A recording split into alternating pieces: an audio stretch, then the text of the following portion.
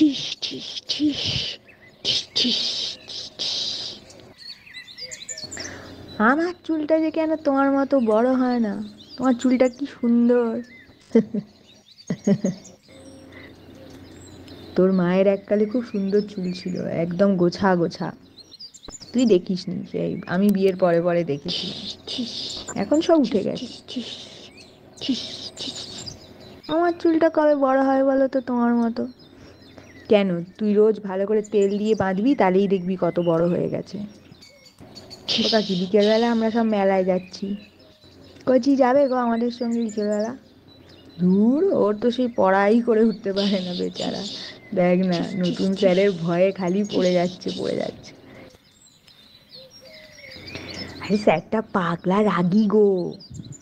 এই, বড়দের সম্পর্কে এরম বলে না গো, সত্যি। ওই সেই ওদের সেই ছেলেটাকে পড়াতো না, ও খুব কিরম দুষ্টুমি টুষ্টুমি করে, আর স্যারের রাগের চোটে তো সেই স্ট্রোক হয়ে গেছিল। দেখো না এখনো কিরম জড়িয়ে জড়িয়ে কথা বলে, সকালবেলা করে হাসে গো স্যারটা। হ্যাঁ, সে কি রে?